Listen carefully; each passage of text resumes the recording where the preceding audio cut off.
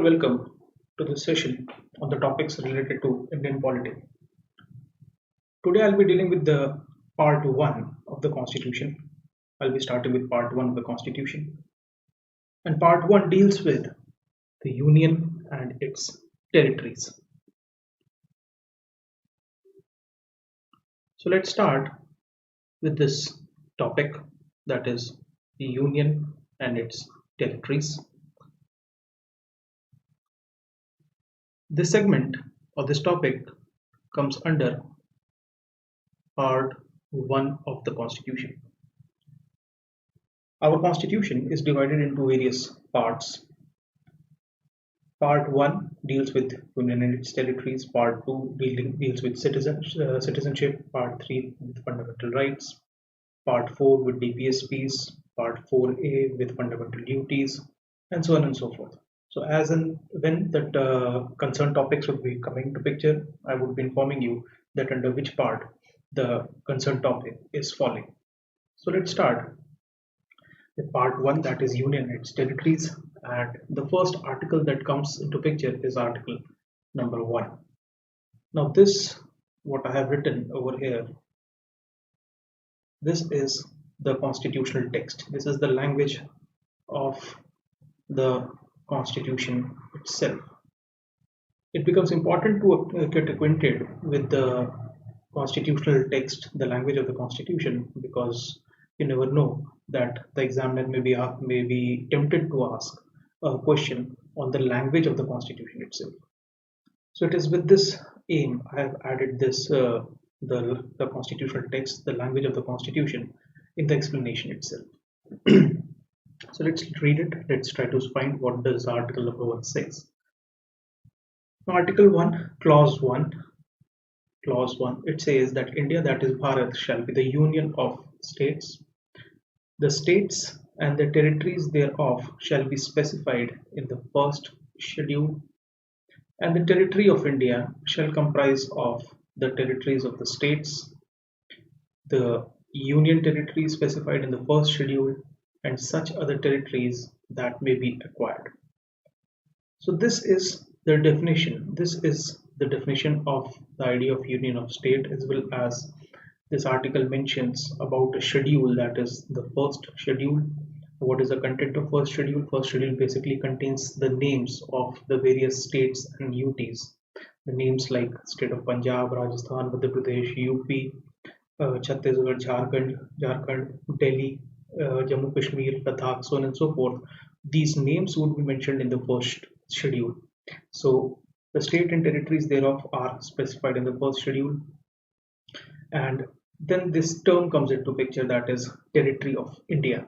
And what is the meaning of territory of India? The meaning of the term territory of India is explained in this equation, which is easy to remember, a bit easy to remember. Territory of India includes states plus UTs plus other territories that may be acquired.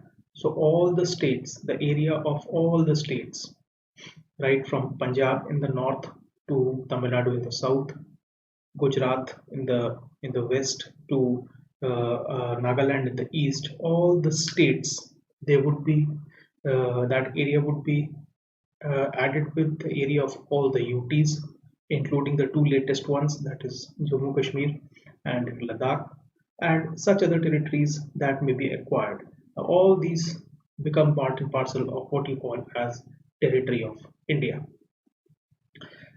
Now, there is one more key word, and that is the word union. Please understand that in the Indian Constitution, in the entire length and breadth of the Indian Constitution, you will not be able to find the term federation.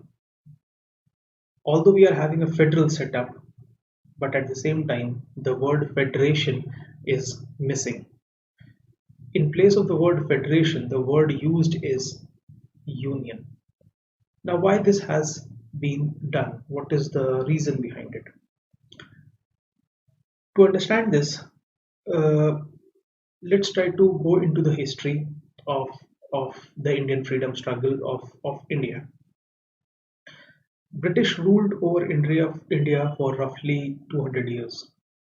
And after their departure, the the the founding fathers, when they started to you know think about the draft of the constitution, when they started this process of making the constitution, they were very clear in their mind that a country of the size of India, which is in fact the seventh largest country in the world, would be governed through the federal principle, meaning thereby there would be governments at two levels. One, there would be a central government, the federal government, and the other would be the state governments. But the question arose as to which government should be more powerful. Should it be the central government which should be more powerful, or should it be the state governments which should be more powerful? Now, in those times, in that time, because of the situations prevailing in those times, it was decided that the center should be made more powerful. Now, this is the Indian federal model, or you can say Indian model of federalism, where the center is made more powerful in comparison to the states. But at the same time, the first federation in the world, or you can say the oldest federation in the world, is the American Federation, is the American federal model. Now, in that American federal model, it is the states in America, the various states in America, like California, North Carolina, South Carolina, Louisiana, all these states are more powerful in comparison to the in comparison to the central government. Now, why they have adopted for this kind of a model? Now, this lies in the history of the American system, because when their constitution was being formulated, all the colonies of the British Empire in America then, or the erstwhile colonies, I'm sorry, of the British Empire in America then, they decided that they would be living together, they would be creating a one country, but they placed a condition that the central government should be relatively weak, whereas the the state government should be made relatively strong. So this arrangement where the central government is being made relatively weak and the state government is being made relatively strong, this is what is called as the classical federal model. But in India, what is the situation? In India, the situation is that the central government is strong, whereas the state governments are relatively weak. So it is for this reason that the word federation was not added. And the answer to the question that why federation as a word is not added was provided by Dr. Ambedkar, where he explained that if we include the word federation in the constitution, then the reader of the constitution might get confused, for the simple reason that federation, the reader, when the reader would be going through the word federation, he would be thinking that Indian constitution is very much similar to the American constitution. But in reality, the situation is very different. Although we are having a federal setup, although we are having governments at two levels, but then again the power equations are totally different when one compares the Indian model with the American model. And therefore, to keep this confusion away, to put this matter to rest, finally, it was decided that the word federation would not be used, the word union would be used. The situation of states, what is the situation of states in such an arrangement? This becomes clear when we move to the next article. But before doing so, let's try to go for a recap of what we have just learned regarding article number 1. Now, article 1 talks about the name of the country, and it declares that India would be a union of states. Point to be kept in mind is that the word federation is not present anywhere in the constitution. And why it is not present? Because of the simple reason that to avoid confusion, the reader should not be getting confused by coming across the word federation and then thinking that Indian constitution would be very much similar to the American constitution, which has proposed in a way the federal model. And the reason being that in America, owing to the federal model of America, the center is relatively weak, the states are relatively strong. But in India, it is a quite reverse situation where states are relatively weak and center is relatively strong. So to avoid that confusion, the word federation has not been included. In place of that, the word union has been included. Further, Article 12, Article 1 talks about that the name of the states and territories would be mentioned in the first schedule. And then the article explains that what is territory of India, and territory of India shall comprise of the territories of the states, the union territories specified in the first schedule, and such other territories that may be acquired. So the keywords that you should keep in mind is union and this equation which defines that what is territory of India. Another term that appears in the newspapers is Union of India. What is meant by Union of India? What all things are added in Union of India? Please understand, whenever the term Union of India is used, then only the states are added, or only the area of the states are added, meaning thereby the union territories, the area of the union territories is not included in this calculation. Union of India means only the states. Conceptually speaking or philosophically speaking, Union of India includes only those territories which enjoy a federal relation with each other, which enjoy a federal relation with each other. And Union of India therefore would be including the central government and the state governments.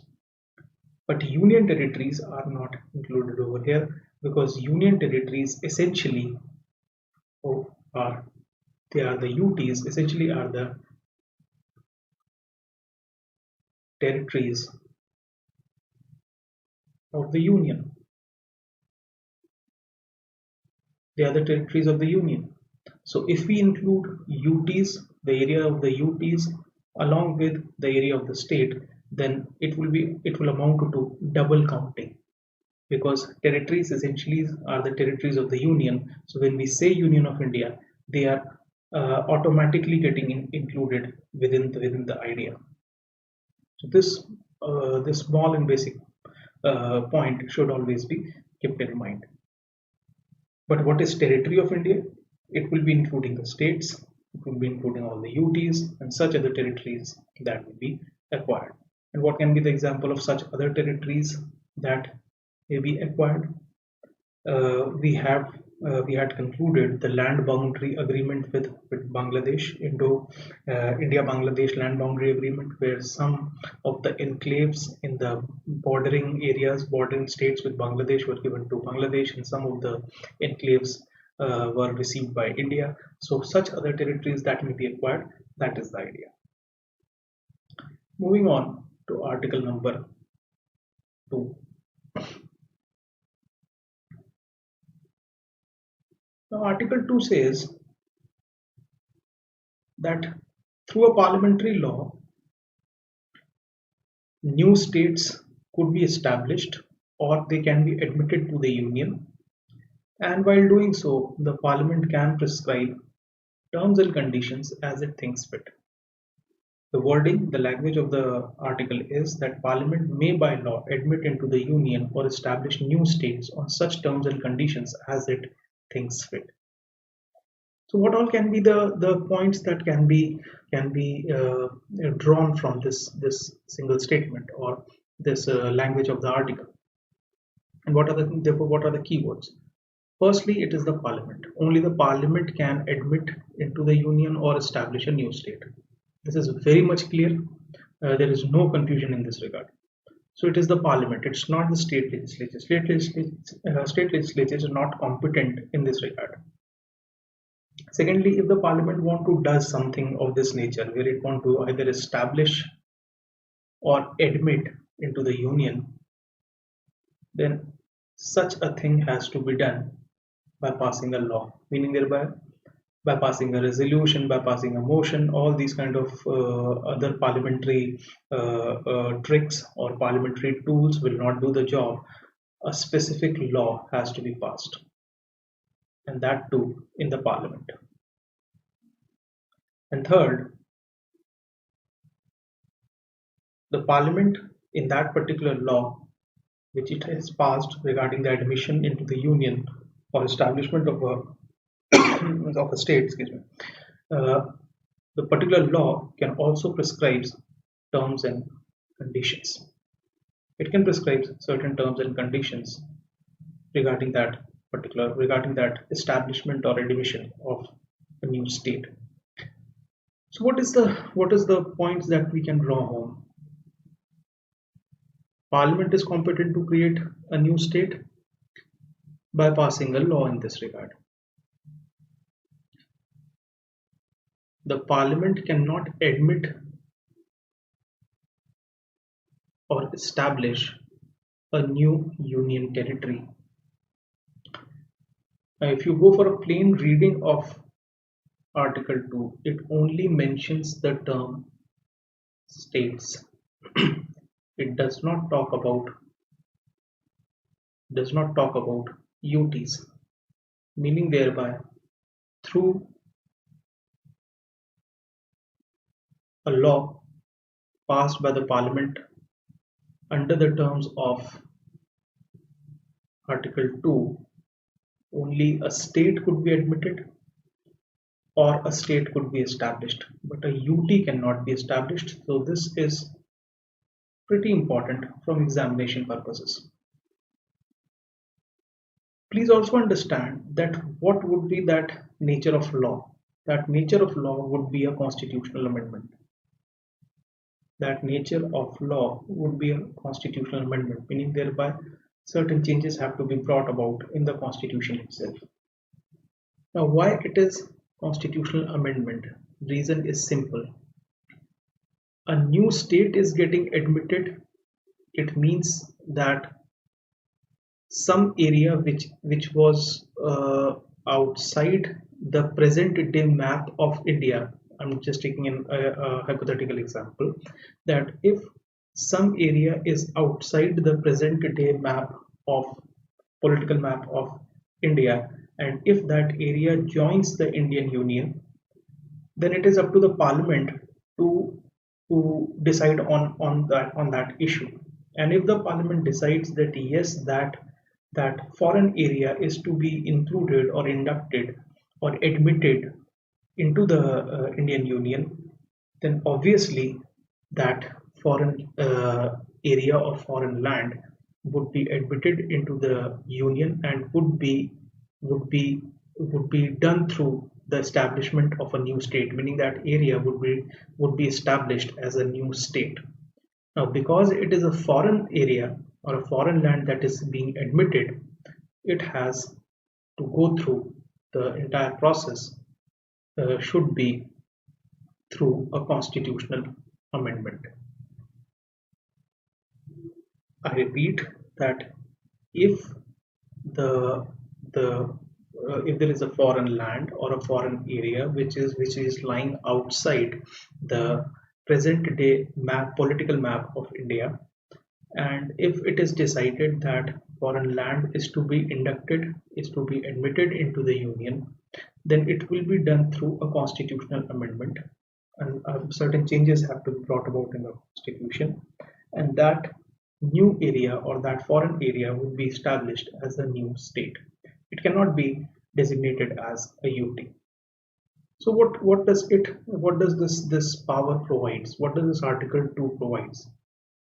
It provides a very wide power as it empowers the Parliament to place such terms and conditions as it thinks fit. Meaning thereby it is having a very wide power, because not only it is empowering the Parliament to admit or establish a new state, but it also is giving the power to the Parliament to prescribe such terms and conditions on the fulfillment of which such admission or establishment of a new state can take place. But a question has been raised in this regard, that is such power immune from judicial scrutiny?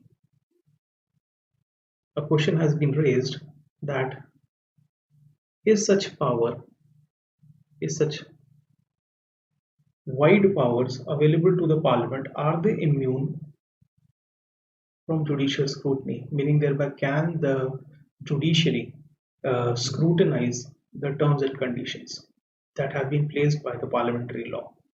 Now, the Supreme Court in this case, that is RC Podial versus Union of India case, it has made certain observations. Now, this case RC Podial versus Union of India, this was related to the reservation of seats in the Legislative Assembly of Sikkim. Now, in this case, the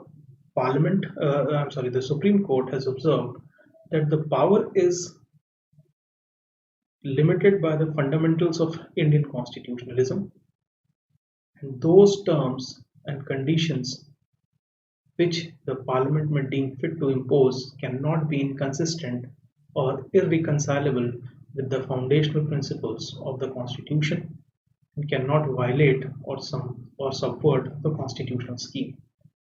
Meaning thereby, the terms and conditions which can be prescribed by the parliamentary law, they are open to judicial scrutiny, and at the same time, such terms and conditions cannot go beyond the remit or beyond the latitude which the Constitution itself provides. So this is in a way putting a check on the powers of the Parliament to legislate laws in this regard. Let's move on to article number 3. Now, if article 2 is regarding the admission or establishment of a new state, and that land essentially was a foreign land, article 3 deals with the internal reorganization.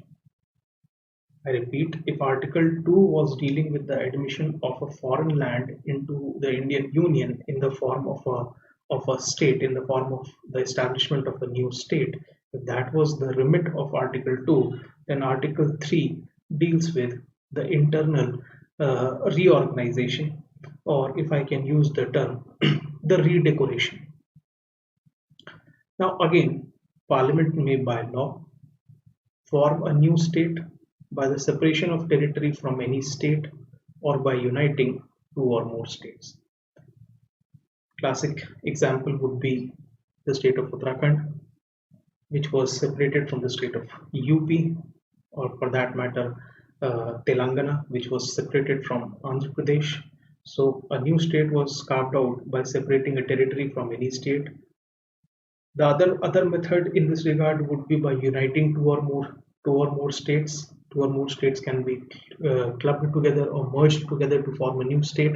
So this is the power available, and the Parliament can exercise this power by passing a law. Or part of states by uniting any territory to any part of any state. Now this is the third way in which the thing can be done, that certain area of one state, certain area of another state, and certain area of third state can be merged together to create a new state. Whereas by uniting two or more states, meaning thereby two or more states, full-fledged states, or you can say the entire area of two or more states, it is being clubbed together to create a new state. And the first one, that is the separating some area of an existing state and designating that area to be a full-fledged state. So this is the one way by which Parliament can do the task of internal reorganization. Apart from this, increase the area of any state,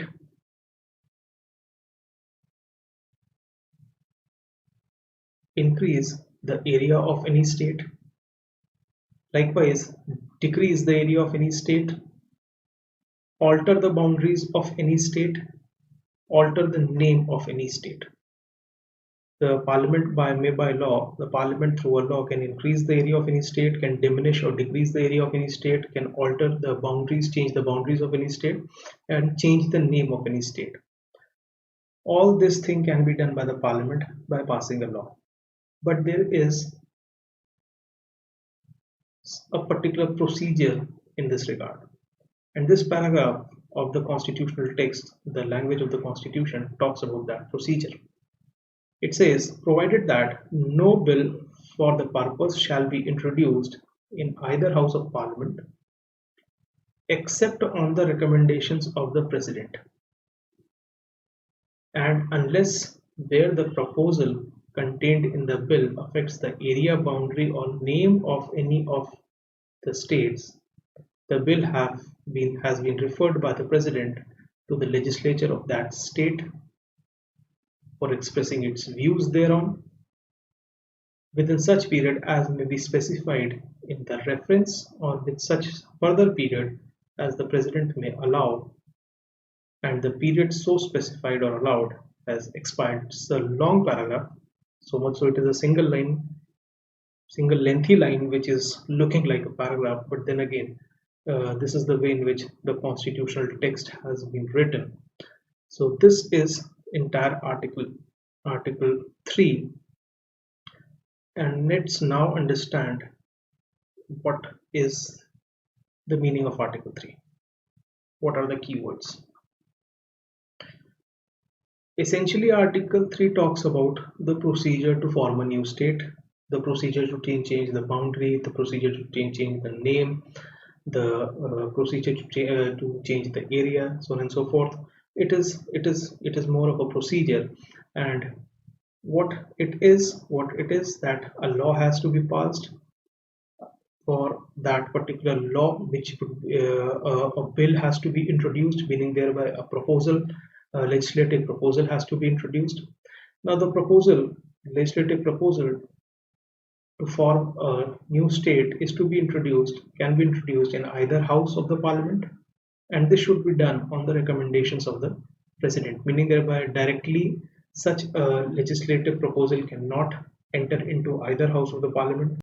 It has to happen only on the recommendations of the president. This is the first thing. But at the same time, president, before making his or her recommendation, the president before making his or her recommendations has to take the views of the affected state legislatures also. Now this is the point which is mentioned in this paragraph. This entire thing, provided that no bill for the purpose shall be introduced in either house of the parliament except on the recommendations of the president, we have just seen it, and unless where the proposal contained in the bill affects the area, boundaries, or name of any of the states, the bill has been referred by the president to the legislature of that state for expressing its views thereon. So before making the recommendation, if that particular legislative proposal affects the area, name, boundary, etc., then the president, before making his recommendation, has to send that bill, the legislative proposal, to the concerned state legislature which is going to get affected, so as to ascertain what are the views of the concerned state legislature. But then again, the important point is that the views expressed by the concerned state legislature, they are not binding on the president.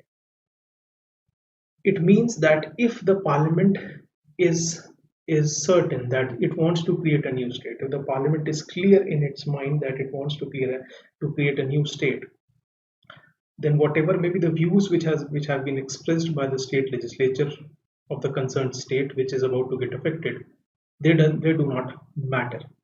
What matters in the ultimate analysis is the will of the parliament. The parliament feels that a new state has to come, it will come. Obviously, a law has to be passed. Now the president can send the has to send the bill to the concerned state legislature, and the president can also fix a deadline within which the views of the concerned state legislature have to be provided. So this is what is the procedure regarding the creation of a new state, regarding the change in the area, boundary, name, etc., and the role that is played by the president and the concerned state legislature. Is all this is mentioned in article number 3. So before moving forward, let's go for a quick recap of what all we have just seen under article 3. The first thing is that the powers of the parliament, where it by passing a law can create a new state, and there are various methods to create a new state. One is by separating a territory from a state. Second is by uniting two or more states, and the third is uniting parts of states, or by uniting any territory to any part of to any state. Now these are the ways in which a new state can be created. Obviously, parliament has to pass a law. The next is parliament by passing a law can increase the area of any state. Parliament by passing a law can diminish the area of any state or decrease the area of any state. The parliament by passing a law can alter the boundaries of any state. And finally, the parliament can alter the name of any state by passing a law in this regard. Example with respect to this would be the state of Uttarakhand.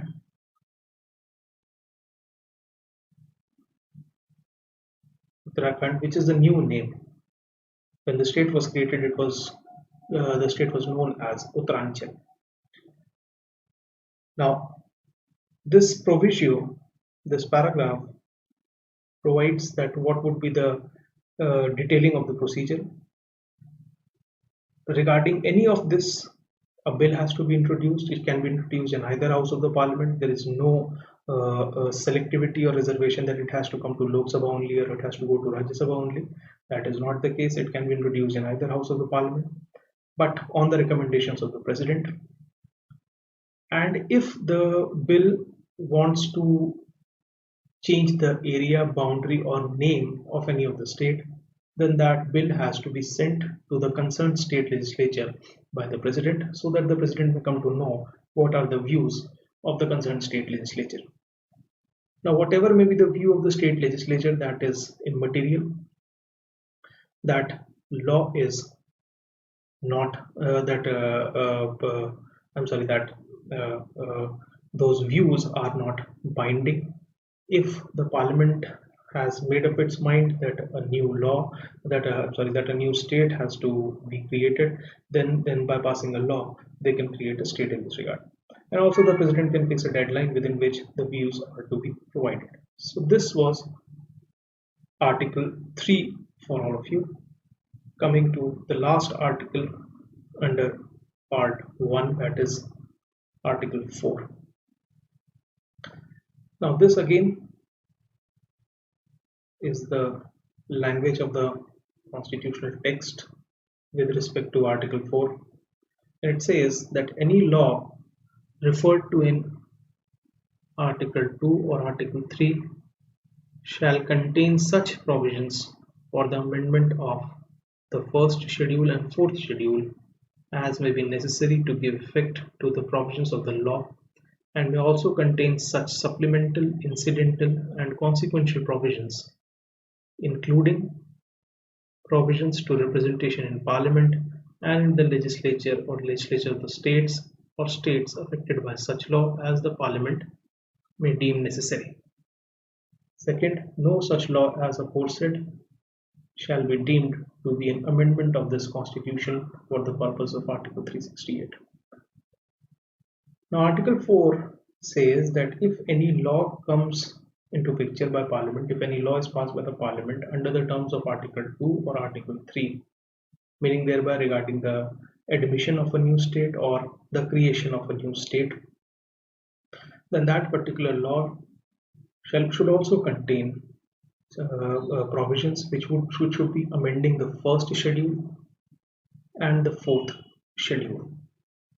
Now, first schedule, as I told earlier, was dealing with first schedule deals with the names of the various states and UTs in the Indian Union. So obviously, if a new state is coming into picture, the name of that new state has to be inserted in the first schedule, and therefore changes have to be made. Likewise, fourth schedule deals with the representation in Rajya Sabha, the number of seats which are allocated to each state in Rajya Sabha, the Council of States. So if a new state is coming into picture, is emerging, then obviously arrangements have to be made so that that particular state is able to find the representation in the Council of States, and therefore changes have to be made in the fourth schedule also. Likewise, that particular law which is creating or admitting a new state should also make supplemental, incidental, and consequential provisions. Now, what does this mean? Supplemental, incidental, and consequential provisions. What is the meaning? Consequential, supplemental, and incidental provisions. See, admitting a new state or creating a new state, it does not mean that on the map of India you have within the map of India you have drawn a boundary, drawn a line, and you have created a new state. That is not the idea. State means an entire apparatus, a new apparatus coming into picture. So that particular new state should be having the legislative arm, the executive arm, and the judicial arm. Therefore, that particular law should be, which is creating that new state, should also be making provisions for these three things. Now, these three things, these three ideas are very much required for the proper functioning of a new state.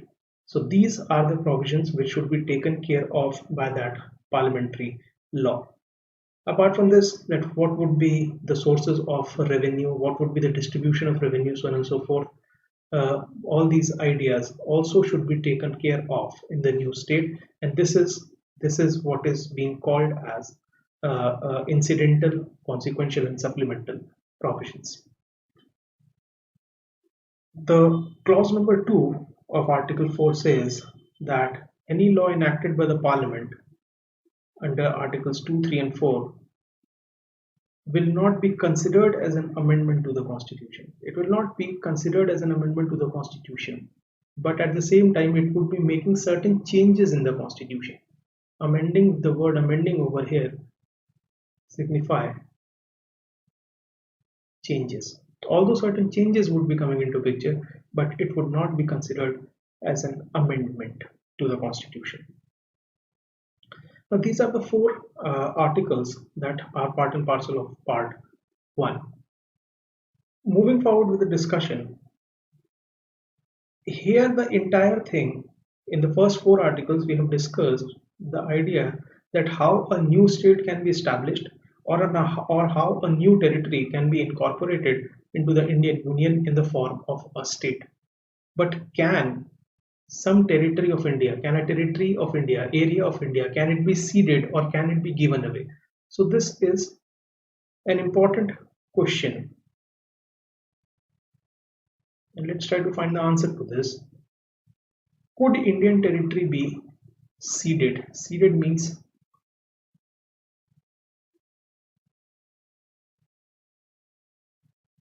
given away. Can it be given away? Now this question became relevant in this case, the Berubari case. It was related to the boundary dispute with Pakistan in the Kutch region, and one of the ways suggested to settle that dispute was to give up the contested piece of land. But the matter went to the Supreme Court, was referred to the Supreme Court to ascertain the legal opinion, and the Supreme Court in this case held that the Constitution under Article 3 gives the power to the Parliament to reorganize a state, but this power cannot be used to cede any territory to any foreign country. Meaning thereby, using Article 3, you can reorganize the the states within India, or you can say you can reorganize the boundary of different states within India. Internal reorganization, if I can use the term, is allowed, but Article 3 does not empower the Parliament to pass a law and to give up or give away any territory of India to a foreign country. In other words, the terms of Article 3, the Parliament cannot make a law which cedes some Indian territory to a foreign country. But what if some Indian territory has to be given away?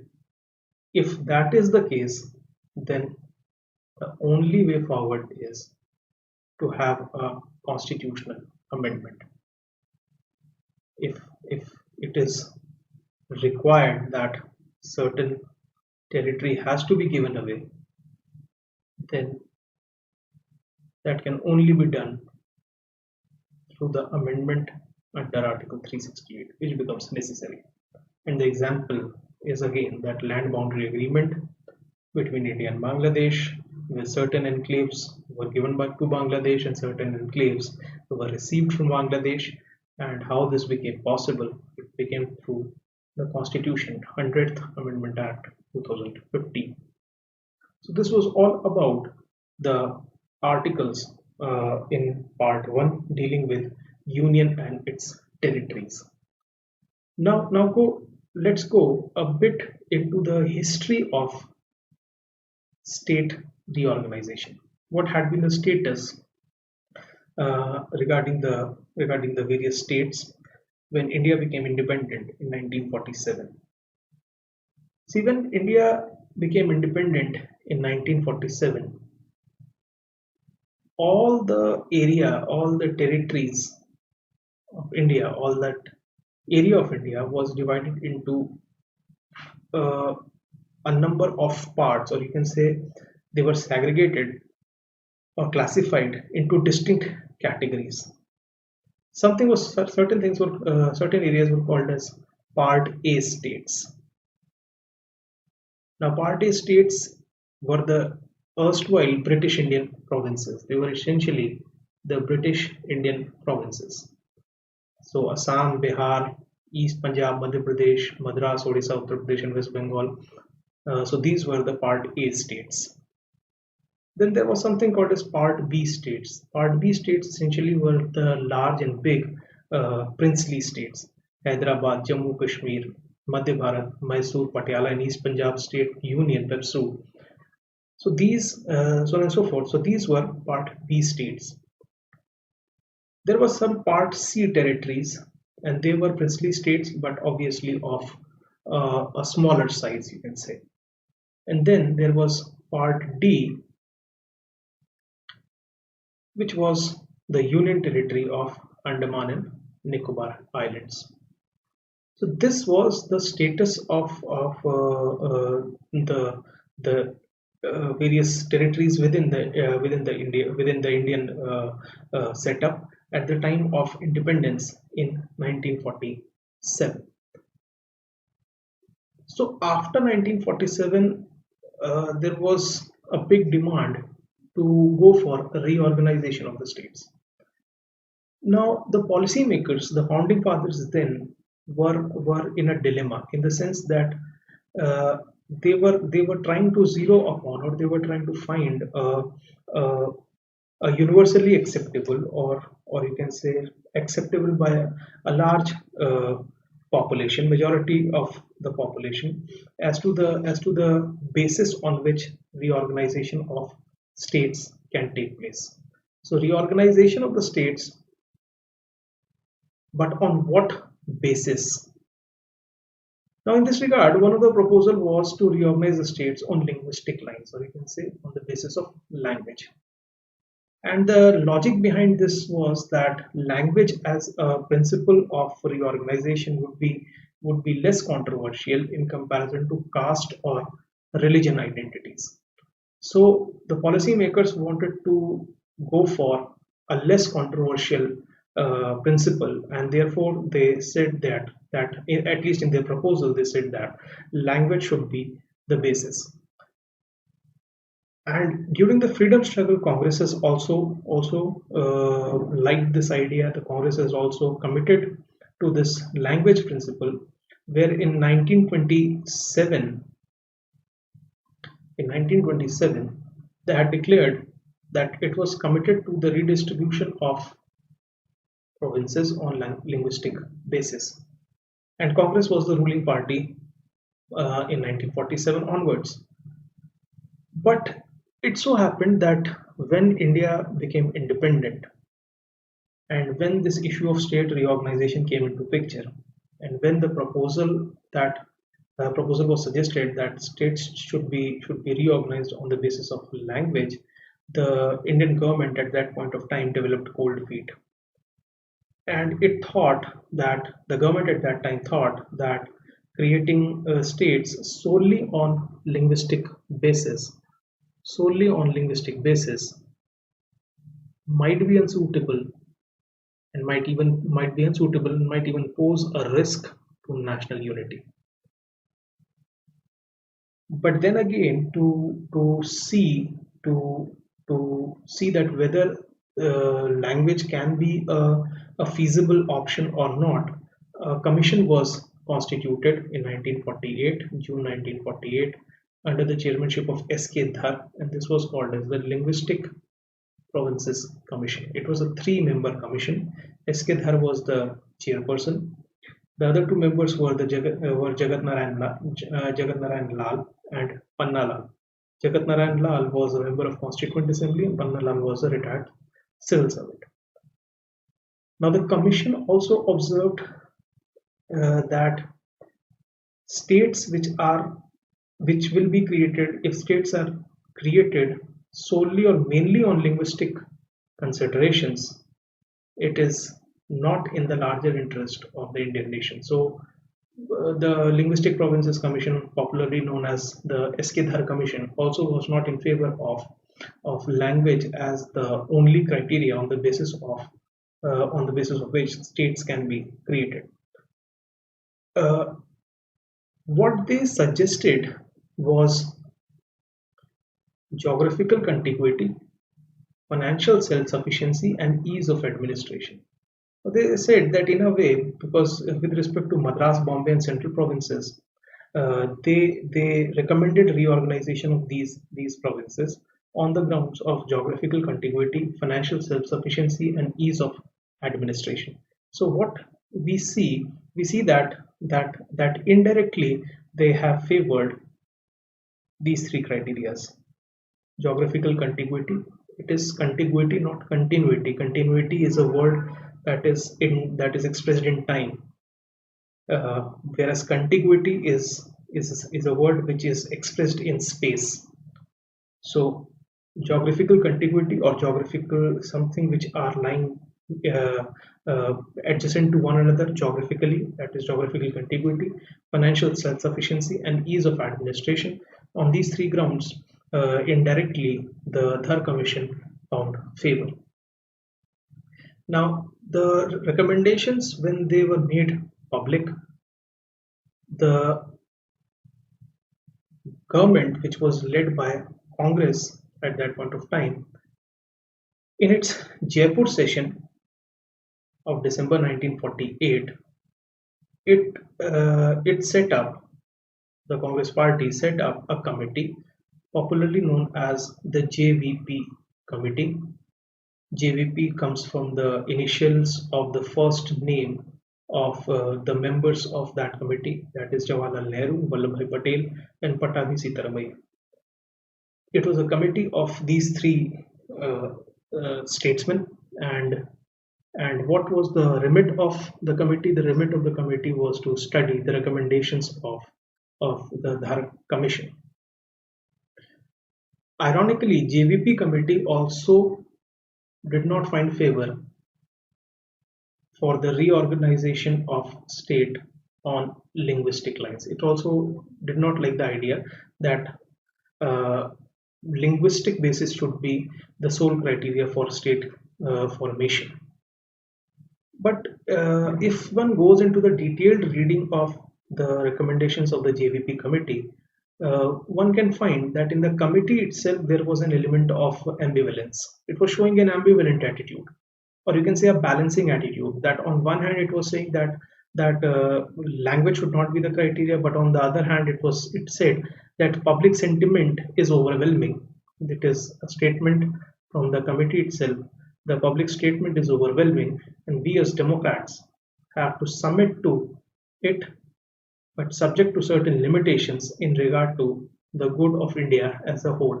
So what we see over here is a balancing act, is an act of equivocating an ambivalence with respect to the attitude of the committee. Now this was all happening in the late 1940s. But by the initial years of 1950s, specifically 1952, by the time of 1952, in South India, there was a big demand. There was big agitations regarding the creation of a Telugu majority state by taking out the areas or carving out the areas from the Madras state.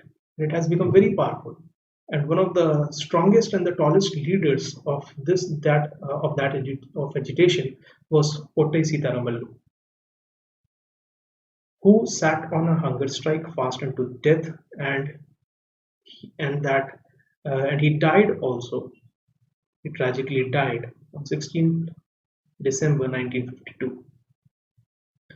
After his death, the quantum and quality of agitation, it increased heavily, so much so that the government, the central government, the parliament came under great pressure and stress, and Telugu majority Andhra, or what you called as Andhra Pradesh, was formed in 1953. Now it was on the basis of the language, Telugu being the language of that particular area. So it so happened that the entire discussion that language should be the basis of the creation of new states, it again gathered momentum, it again gathered speed, and it led to agitations all across the country where linguistic groups started to demand separate states on the basis of language. Now, the government could not go back on its, you can say, promises, or you can say on its actions, in the sense that already they had created one state on the basis of language, and not accepting the demands of the other linguistic groups. It would create a bad precedent, it would create a bad example. So what government did, it constituted a commission. The government of India appointed the State Reorganization Commission in December of 1953.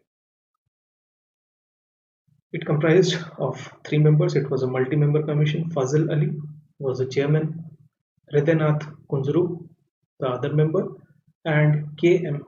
Panikkar.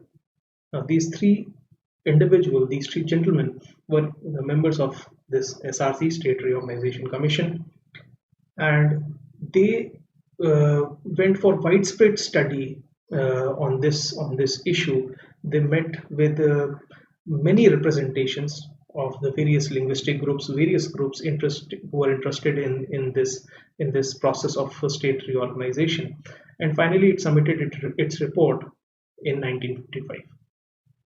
And the major recommendations, or you can say one of the main recommendations of the report, are as follows. First, they said that this 3-tier system classification, part A, part B, part C, this should be done away with. It should be abolished. Second, Raj Pramukh and the special agreement with former princely states, it should be abolished. The general control vested in Government of India by Article 371 should be abolished. And in addition to Andaman Nicobar, which was originally UT placed under Part D. In addition to Andaman Nicobar, Delhi and Manipur should be the union territories, and the other Part C and Part D territories should be merged with the adjoining states. So these are certain major recommendations. It was a study commission. It made the recommendations to Government of India, and in the part 2 of the report, the commission observed, now it is very important what they said, that it is neither possible nor desirable to reorganize state on the basis of a single test of either language or culture, but that a balanced approach to the whole problem is necessary in the interest of our national unity. So what can be seen over here, that the SRC in its State Reorganization Commission in its recommendation also was not stressing totally on language as the primary or sole basis for state reorganization. But then again, recommendations were out, and to implement these recommendations, the State Reorganization Act of 1956 was passed, and through this act, a total of 14 new states they were established, and certain new UTs also came into picture. And the UTs were this Lakshadweep, which we call as Lakshadweep, Miniko and Amindavi Islands, Himachal Pradesh, and Tripura. So in addition to Andaman and Nicobar, Lakshadweep, what we call in the modern day, present day Lakshadweep, Himachal Pradesh and Tripura, these UTs were also created through the State Reorganization Commission, the State Reorganization Act of 1956. So this was all about the part 1, that is union and its territories, and the a bit of a history regarding the reorganization mechanism, or you can say the state reorganization that happened post independence. And before closing the session, let's try to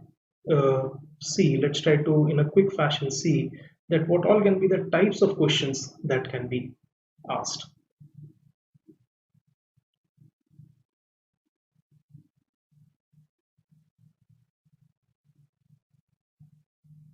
Now, what can be the types of questions that can be asked from this particular topic? Now, here are certain states, that is Chhattisgarh, Jharkhand, Uttarakhand, and Telangana. These are the 4 latest states, you can say, and the latest of them all is Telangana. Now, it can be asked that what is the sequence, what is the correct sequence, what is the chronology of the formation of the state of these states, at least date-wise. So Telangana, we know that it is the latest one, so it would be the last one. But what about Chhattisgarh, Uttarakhand, and Jharkhand? So the correct answer is the option A itself, which has been highlighted, that it is Chhattisgarh which was created first, at least date-wise, and then it was Uttarakhand, and then it was Jharkhand, and the latest one is Telangana. So it is one of the type of question that can come into picture, and the answer to such a question, to find answers to such a question, you have to look through the first schedule. You have to look through first schedule. You have to see that what all are the states and UTs that are included over there, and with respect to every state, there would be a footnote present, and it would be showing that what is the date on which that a particular state was formed. So this is again an observational type of question. Coming to question number 2. Now question number 2 clubs 2 themes. One is the state and the membership of that state in Lok Sabha.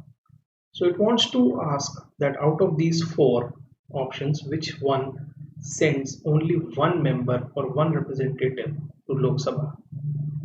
And this is a very factual kind of a question. Again, you have to go for a general reading, that what is the membership of from each state. Like from UP it is maximum, and obviously one of these four would be the answer to the minimum, that is 1, and the correct answer here is Sikkim.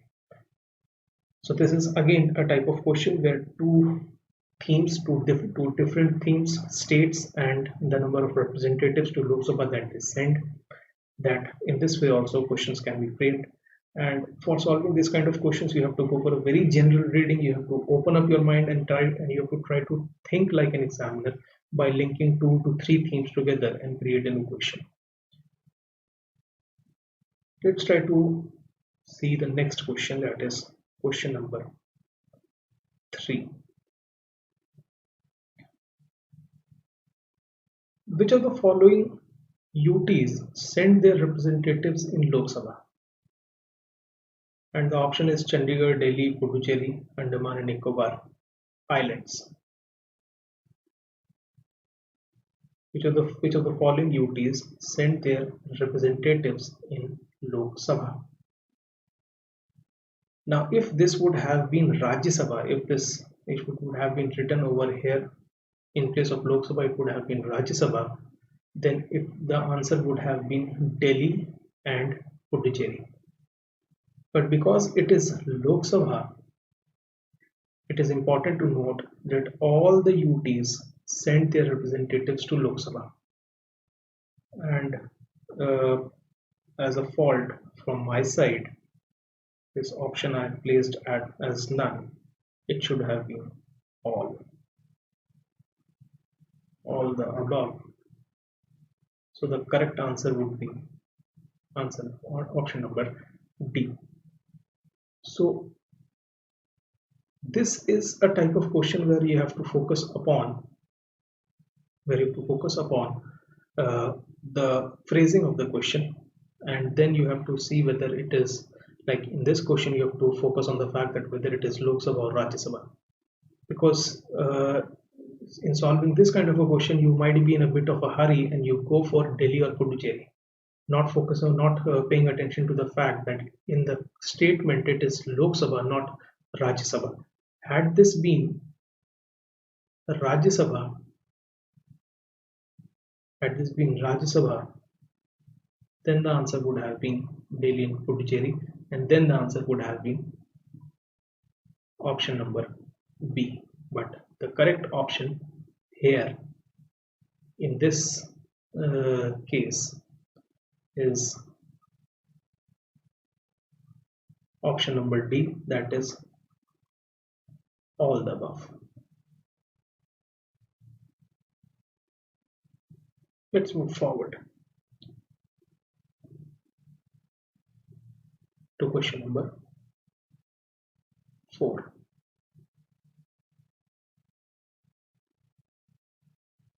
Consider the following statements. It is a statement-based question. Territory of India includes the territories of states, the union territories specified in the second schedule, and such other territories that may be acquired. A law creating a new state will not be considered as an amendment to this constitution.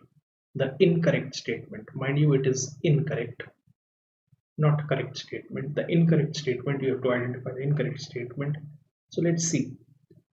A law creating a new state will not be considered as an amendment to the constitution. This statement is correct. Comes from clause number 4. What about point statement 1? Territory of India includes the territories of the states, the union territories specified in the second schedule, and such other territories that may be acquired. Now try to recall the equation that we had seen in Article 1, and it was not second schedule, it was first schedule mentioned in that equation. So therefore this statement is wrong. So what is the incorrect statement over here? The answer is only 1. So in this way also the question can be asked, and in a bit of hurry the candidate might be not focusing on what is written and what is not written. So you have to pay attention to these details. Because why I'm saying this, in the examination, specifically of the examination of this type, candidates do not commit mistakes, they commit silly mistakes. It's not the fact that the candidate would not be knowing, the candidate has not studied the topic. The candidate had studied the topic, but the candidate has committed the silly mistake where the individual, where the candidate uh, did not pay attention, had read the question in a very fast manner, and therefore had committed a big blunder. So you do not have to commit those things, commit those kind of mistakes. So you have to practice, and this is the only way forward. You have to learn from your mistakes. Coming to the last question, that is question number 5. Now identify the correct sequence of the following committees slash commissions. What is the sequence? That is chronology, which committee came first and which committee came last. This you have to see. So the three commissions slash committees were the Dhar Commission, the JVP, and the SRC. And if you look at the way the options have been made, it becomes very clear that the correct answer is A. It was SK Dhar Commission which came first. Then it was JVP committee, Jawaharlal Nehru, Vallabhbhai Patel and Pattabhi Sitaramaiah committee, and lastly it was the State Reorganization Commission. And the same question can be converted into a new question where the name of the commission is mentioned on one side, and the members of the respective commissions is mentioned on the other side, and then you have to go for match the following kind of an idea. So there are different ways in which the question can be asked. And as I said previously, you have to go for a 360-degree analysis of anything that you are trying to read, and then you have to try to make the linkages. It is the only way forward.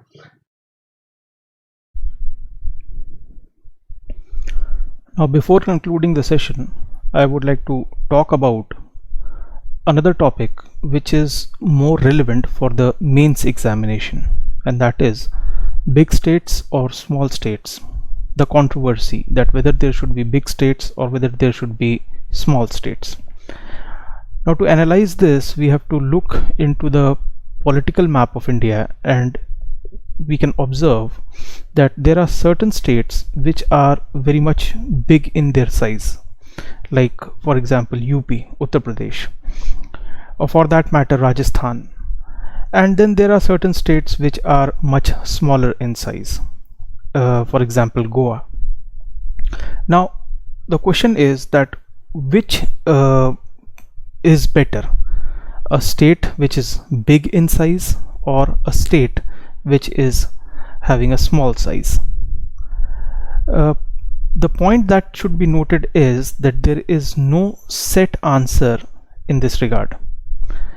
There is no definite answer that yes, it is a big state which is a better one, or for that matter that a small state is better. So what we have to do, or what we will do, is we will try to analyze this debate by taking into account what are the advantages and what are the disadvantages of a big state as well as a small state. So let's start with the advantages of a big state. What can be the advantages? A big state like UP, or a big state like you can say Madhya Pradesh, Punjab for that matter. Now these are big states area wise. So what advantages do they enjoy?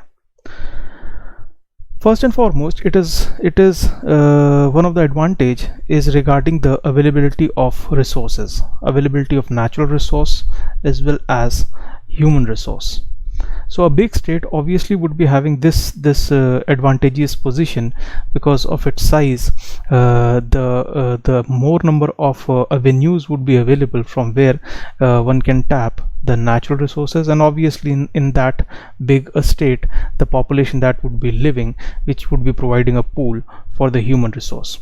So this is one of the primary advantage of a big state. Apart from this, big size of a state means more political capital, or you can say more political leverage, at least at the national level, meaning thereby in the national politics the state would be enjoying much larger share, and if that is the case, it would be having much more influence. Take the example of UP. Now Uttar Pradesh is having maximum number of seats in Lok Sabha, and sometimes it is said that that way to Delhi passes through Lucknow. Now what does this phrase means? In political circles, this phrase is always used, that way to Delhi passes through Lucknow. It means that somebody who has captured UP politically would be able to form the government, or there would be bright chances for that individual to form the government in Delhi.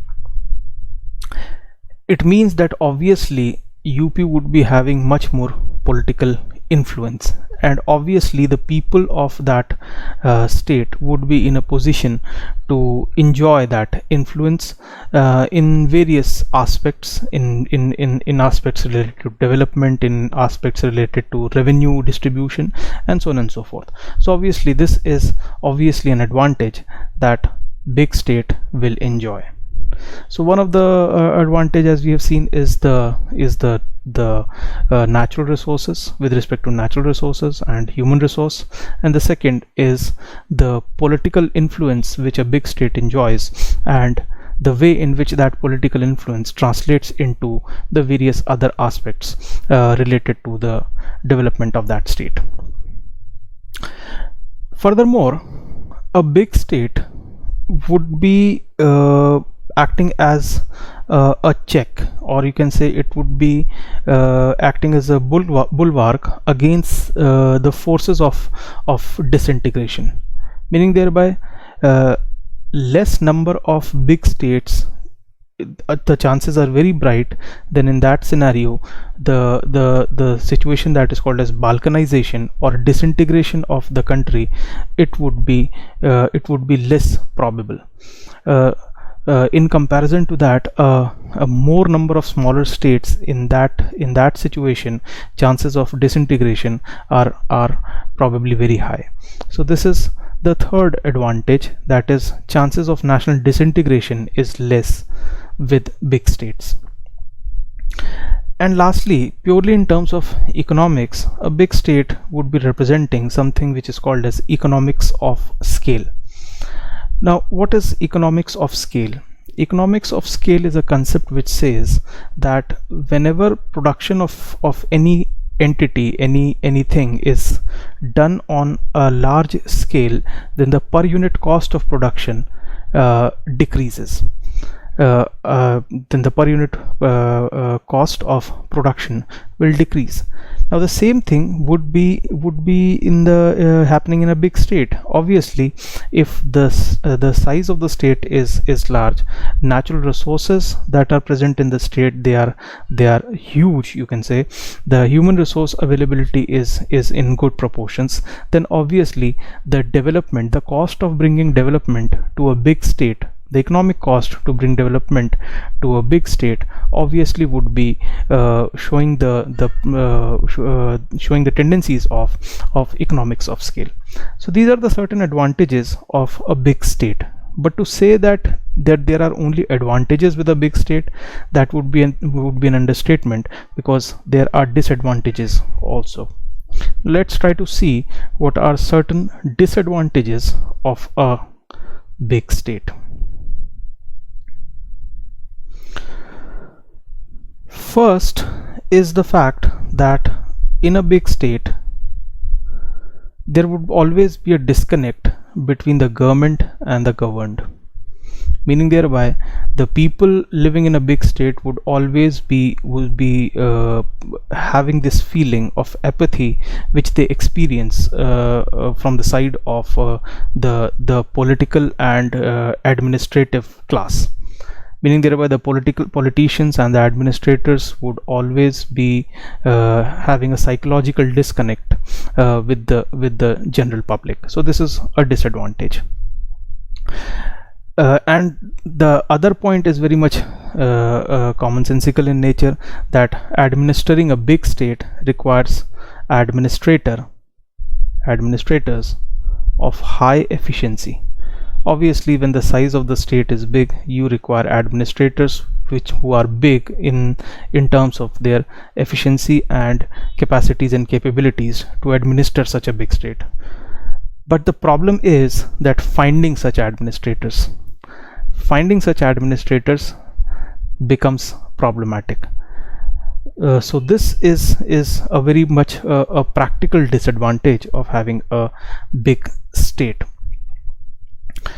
Apart from this, in a big state there would always be a compromise in the quality of administrative supervision because of the size of the state. Naturally, when the size of the state is a big one and some developmental scheme or project has to be implemented in that state, and at the same time it has to be implemented in different areas of the particular state, then obviously supervising that implementation process would be a very difficult task. And obviously when the supervision or the supervisory process is a bit relaxed, if I can use the term, is a bit relaxed, then obviously the quality of the developmental process would be lacking. So this is another practical disadvantage, as you see, that a big state means a compromise in the quality of administrative supervision, which ultimately leads to loss in systemic efficiency. Finding good supervisors already is having its own set of problems, and then in a big state you have to bring developmental processes.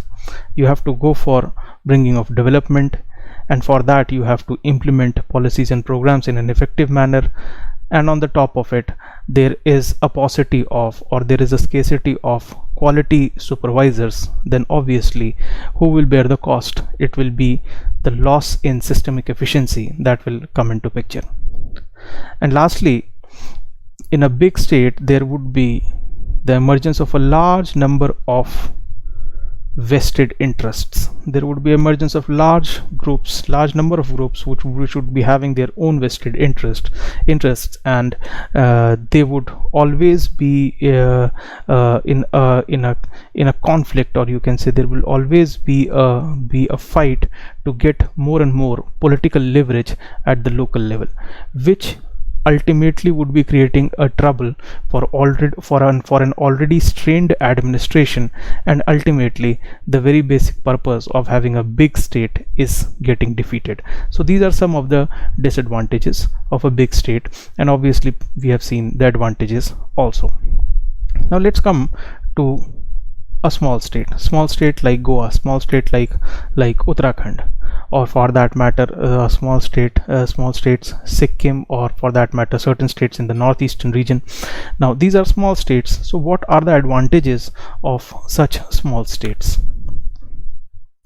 First and foremost, the psychological gap between the government and the general public, it is to a large extent abridged.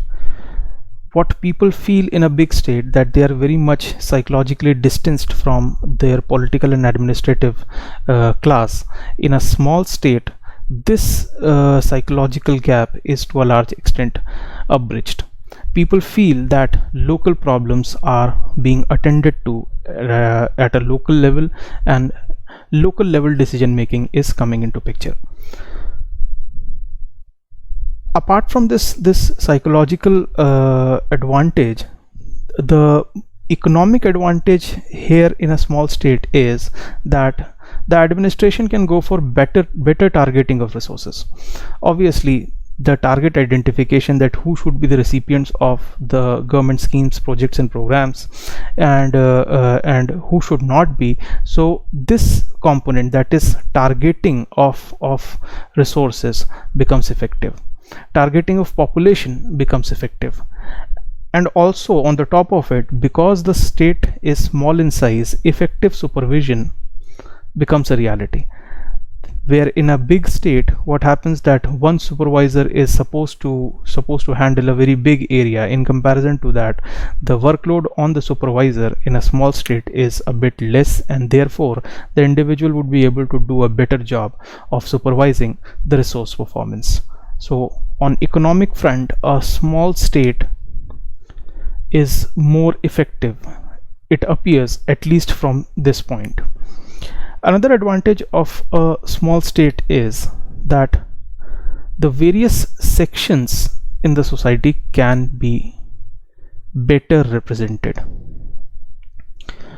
The various sections in the society, minorities, linguistic or religious minorities, or for that matter women, or for that matter youth, all these different sections, SCs, STs, OBCs, so on and so forth, all these sections can find better representation. They can in a true sense become the masters of their own destinies, and in this way one can see that through the mechanism of small states, democracy, real democracy, can come into action.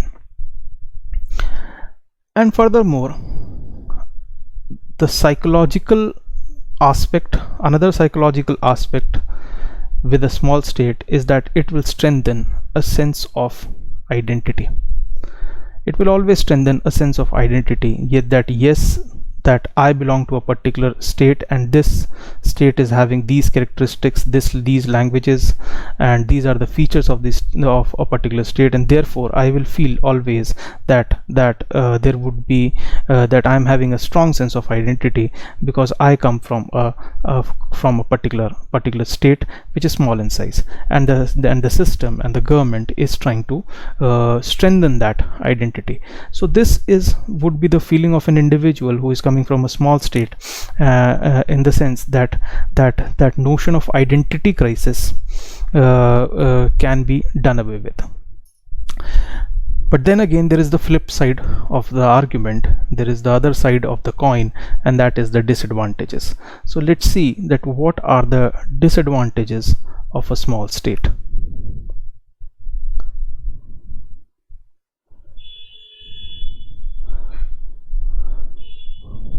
What are the disadvantages? What could be the possible disadvantages of a small state? First and foremost, more number of small states will mean more financial strain on the system. Why more financial strain? Because every new state that would be emerging, it would be requiring its own set of institutions, meaning thereby a new state coming into picture and a new administrative setup is required, and somebody has to pay the cost for it. What will be the components of that administrative setup? The examples could be a new legislature would be required, a new component of executive would be required, the judicial organ of the state, that is judiciary, has to be placed in that new state, and obviously it would be requiring it would be wanting expenditure, and obviously it will create a financial strain. Further, the distribution of resources and assets among the new state and the parent state will create its own set of administrative and political problems. Now, what is the parent state? The parent state would be that state from which a new state is carved out. Now, obviously, if this is the case, it is the parent state which has to transfer some of the assets and resources to the new state, and obviously the parent state will not like this idea. So this distribution of resources creates its own set of problems. Like giving you an example, many years have gone by, so much so 2 decades have gone by with respect to the creation of the state of Uttarakhand, but still what all would be the distribution of assets, how the distribution of assets will take place with respect to various departments between the 2 states of UP and Uttarakhand, it has still not been finalized. There are many things, many issues which have to be worked upon. Now, a state like Uttarakhand coming out of this from a big state, that is state of Uttar Pradesh, and 20 years roughly have gone by, and still regarding the distribution of assets and resources, if issues are there, then obviously it is creating its own set of problems, both administrative as well as political. And then there will be chances of balkanization. Balkanization means the disintegration of the country. As I've said earlier, that one of the advantages of having big states is that the chances of disintegration are less, but one of the disadvantage of having small states is that the chances of the breakup of the country will increase. And lastly, the moot question, the most important question, you can say, that to what extent the demand of a new state can be catered to, meaning thereby where is the end, to what extent new states can be created. There are demands for the creation of new states as of now also, Telangana being the most recent addition in the list of states. But is it does the list ends there? No, there are various demands. For example, from Maharashtra there is the demand for the separation of Vidarbha region, that Nagpur and the adjoining areas. So Vidarbha region, they want, the people in that area, they want a different state. Likewise, there is the demand for the statehood of Coorg, the Coorg region in South India. Now, to what extent these all demands can be catered, can be accepted, that is a big question. But then again, these are some of the disadvantages as well as advantages of a big state and a small state respectively. So as you can see that there is no set answer, there is no single answer that which format is better, whether a small state is better or whether a big state is better. There is no definite answer. Everything depends on the situation prevailing at that point of time. So if a question is asked, and this kind of a question can be asked, more probability is there it can be asked in the mains examination, and here while writing the answer to such a question, the candidate is not supposed to take a particular side, that while writing the answer the candidate says that yes, a big state is better or a small state is better. The candidate is supposed to go for a balancing act, provide the answer in a form that you mention the advantages as well as disadvantages of both a small and a big state, and then in the end you just have to conclude by saying that there is no set paradigm in this regard. Everything has to be based on the situational analysis, and before taking a decision regarding the creation of a new state, wider discussions and deliberations should take place. Never go for a particular you can say a particular side while writing such kind of an answer, because in reality also there are no sides. Essentially everything is having its own set of advantages and disadvantages, and if that is the reality, the candidate has to accept that reality and be pragmatic in his or her approach. So with this topic, with the conclusion of this topic, I will bring this session to an end, and when we'll meet again, I'll talk about certain other topics that we have to cover. And in the meanwhile, please do revise the entire thing. Please try to analyze the things in their proper perspective. Try to see what is happening in your vicinity, in your neighborhood, and in your state, and then try to analyze those things and try to link those things with the topics that we have just covered, and therefore in this way you will be able to go for the 360-degree analysis. So with this, I bring this session to an end. Thank you very much.